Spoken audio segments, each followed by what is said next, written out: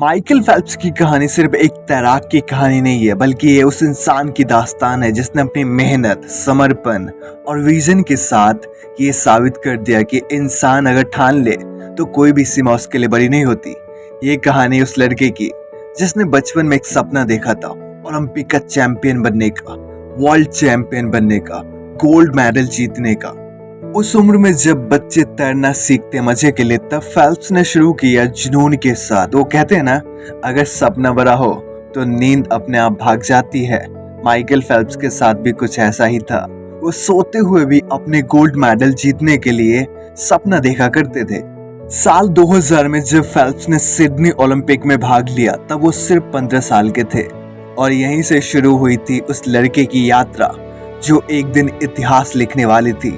Phelps ने उस Olympic में कोई पदक नहीं जीता, लेकिन उन्होंने एक बात तय कर ली, अगली बार जब ओलंपिक में उतरेंगे तब दुनिया देखेगी कि असली चैंपियन कैसा होता है। वो जानते थे कि अगर जीवन में एक्स्ट्रा ऑर्डिनरी बनना है तो साधारण मेहनत से काम नहीं चलेगा। उन्होंने 10,000 घंटे की थ्योरी को न केवल अपनाया बल्कि जी कर दिखाया। दिन में लगभग 6 से 8 घंटे पानी में बिताना, हर दिन छुट्टी के बिना, क्रिसमस हो या जन्मदिन, थकावट हो या बुखार, कुछ भी उन्हें रोक नहीं सकता था। फेल्प्स हर हफ्ते 7 दिन ट्रेनिंग करते थे।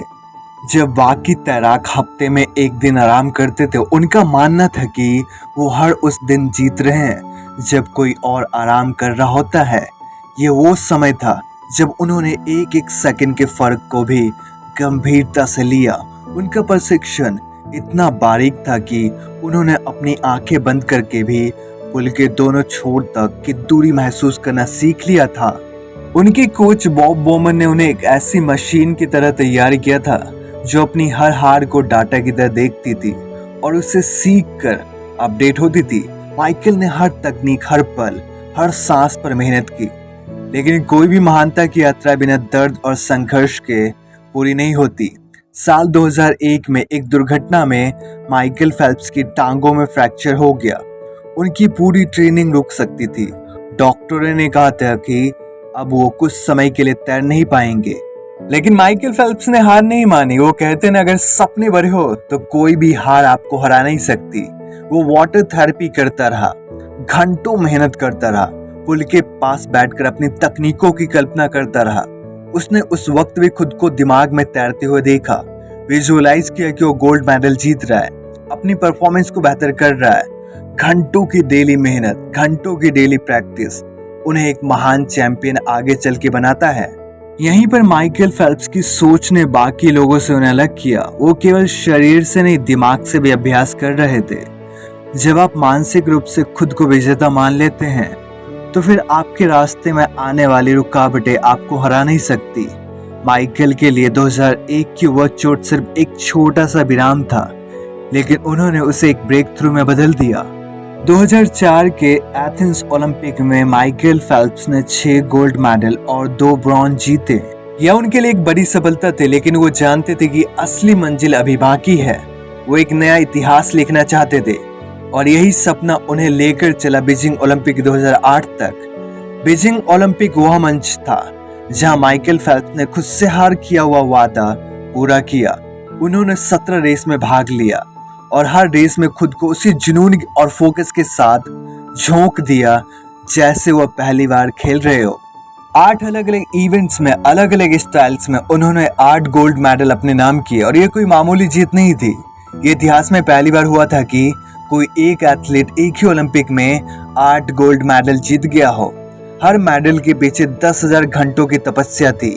हर एक सेकंड के भीतर वर्षों की छिपी थी मेहनत, नींद का त्याग, पार्टी, छुट्टी और जिंदगी की हर रंगीन चीज का त्याग। माइकल फेल्प्स ने खुद को एक तपस्वी की तरह प्रशिक्षित किया था जिसने बस एक ही लक्ष्य देखा, वर्ल्ड चैंपियन बनना। लेकिन हर सफलता की कीमत होती है ना, जो हम सबको चुकानी पड़ती है, उसी तरह माइकल फेल्प्स को भी चुकानी पड़ी। दोस्तों, अब हम जानते हैं कि इस सफलता की कीमत क्या थी माइकल फेल्प्स के लिए। वो हर दिन सुबह 5 बजे उठते थे जब पूरी दुनिया सो रही होती थी। वह दिन में 2 बार ट्रेनिंग करते थे। उनकी डाइट 12,000 कैलोरी प्रति दिन थी, क्योंकि उनकी मेहनत का स्तर सामान्य नहीं था।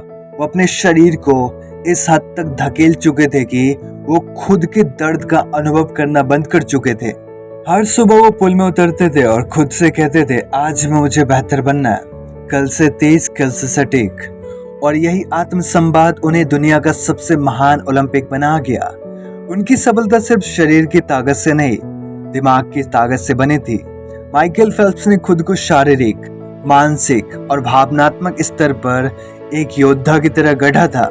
वो जानते थे कि जीतने के लिए केवल बाहरी ताकत नहीं चाहिए, बल्कि अंदर से भी एक आग चाहिए, और वही आग उन्हें हर दिन जगाती थी, जीतने के लिए, मेहनत करने के लिए, सुबह जल्दी उठने के लिए। दोस्तों, एक बात हमेशा याद रखना, जीवन में एक आम खिलाड़ी और एक चैंपियन में फर्क सिर्फ टैलेंट का नहीं होता, बल्कि विजन, डेडिकेशन और माइंडसेट का होता है। माइकल ने सपना देखा था बचपन से ही वर्ल्ड चैंपियन बनने का, और फिर पूरी जिंदगी उस सपने के पीछे लगा दी। जब बीजिंग ओलंपिक में उन्होंने 8 गोल्ड मेडल जीते तो पूरी दुनिया ने उन्हें फिनोमिनन कहा, लेकिन उनके लिए यह सिर्फ एक पड़ाव था। उन्होंने इस जीत के बाद भी कभी रुकना नहीं चुना। उन्होंने कहा था, success is not one time, it's every single day, every practice, every rep, every lap. I wanted to be better than yesterday. Michael Phelps की ये कहानी हमें सिर्फ तैरना नहीं सिखाती, हमें ये सिखाती है कि अगर कोई इंसान 10,000 घंटे किसी एक चीज को समर्पित कर दे तो वो उसमें मास्टर बन सकता है। यह हमें ये भी सिखाती है कि चोट, रुकावट, थकावट ये सब सिर्फ बाहरी शब्द है।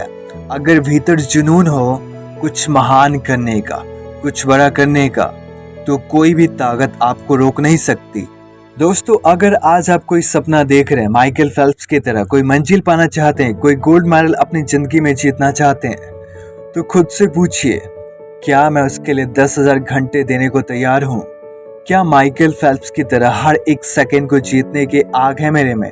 अगर हाँ, तो रास्ता खुला है। मेहनत करो, तपस्या करो और अपने सपनों को हकीकत में बदल दो, क्योंकि दुनिया में कोई भी चीज असंभव नहीं है।